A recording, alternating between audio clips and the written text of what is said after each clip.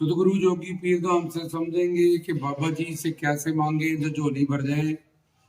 तो बाबा जी से हमें वैसे मांगना चाहिए जैसे कोई मंगता, जैसे कोई भूखा कई दिनों की रोटी उसको नहीं मिली, जब पानी नहीं मिला उस तरह से पानी मांगता है या रोटी मांगता है, या फिर मरने वाला जिंदगी मांगता है।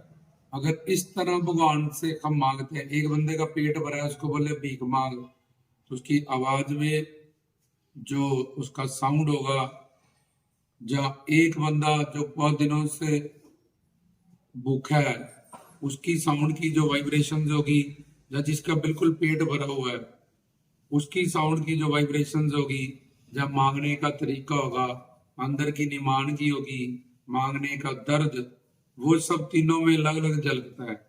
तो इसलिए बाबा जी से जब भी मांगे तो इस तरह से मांगे जैसे मरने वाला जिंदगी मांगता है, बहुत दिन का भूखा प्यासा रोटी जब पानी मांगता है, उसमें वो दर्द नजर आए। जब हम बाबा जी के दरबार पे जाएं, पीर जी से या जोगी जी से जब हम मांगे, चाहे हमें संतान चाहिए, चाहे हमें दुकान चाहिए, चाहे हमें पैसा चाहिए, कुछ भी हमें चाहिए, तो एक तो बाबा जी से इस तरह से मांगे जैसे मरने वाला जिंदगी मांगता है, जब कई दिनों का भूखा प्यासा मांगता है तो उसके दर्द होता है मांगने में, उसमें प्योरिटी होती है।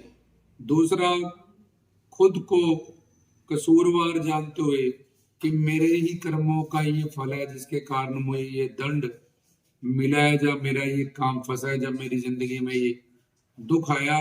क्योंकि अगर हम खुद को कसूरवार जानेंगे तभी बाबा जी बख्शनहार बनेंगे, बाबा जी संत गुरु जी और हमारे वो पाप और वो गुनाह बख्शेंगे, जब अपनी कृपा से उनको पसंद करेंगे, जिससे हमारी झोली भरेगी और अपनी रहमत करेंगे।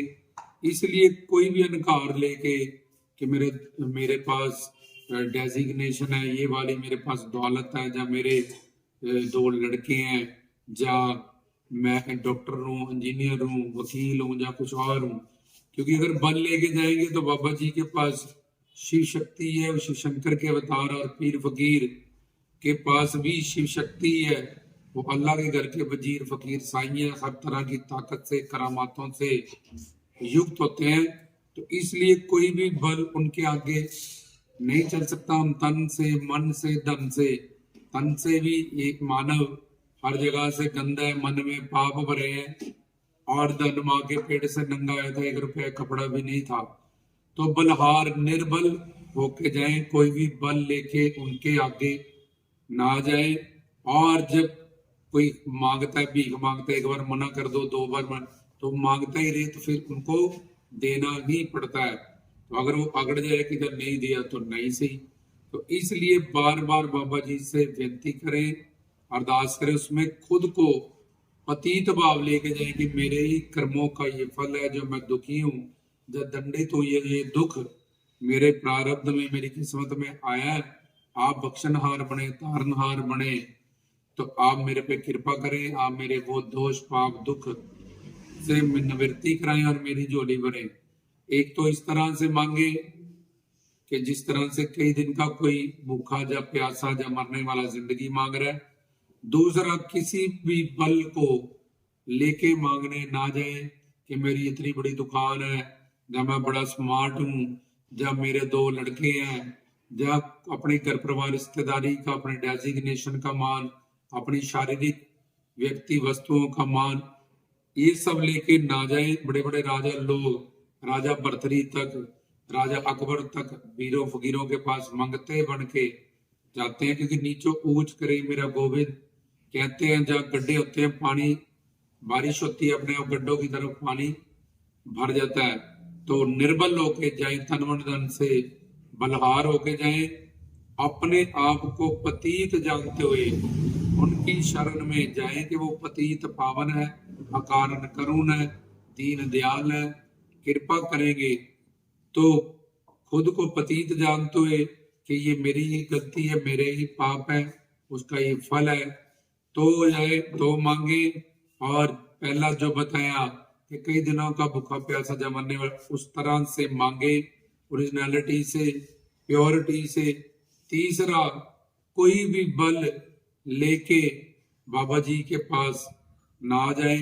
चौथा, अब जब तुमने मांगना शुरू किया तो कॉन्टिन्यूसली वो अरदास को तुम करें तो बाबा जी के चरणों में वो चले जाती है। तो किसी का कपड़ा बहुत गंदा था, एक बुखार है 3 दिन का, एक है टाइफाइड, एक है डेंगू, एक है मलेरिया, सब बुखार है लेकिन अलग अलग टाइम लगता है। एक कपड़ा डस्टिंग का है, मूत पलीत का है, एक झाड़ू पोछे का है, तो उसमें उसको धोएंगे। एक जिसपे पक्के दाग लगे हैं, तो धीरे धीरे सारे साफ होते हैं लेकिन टाइम लगता है।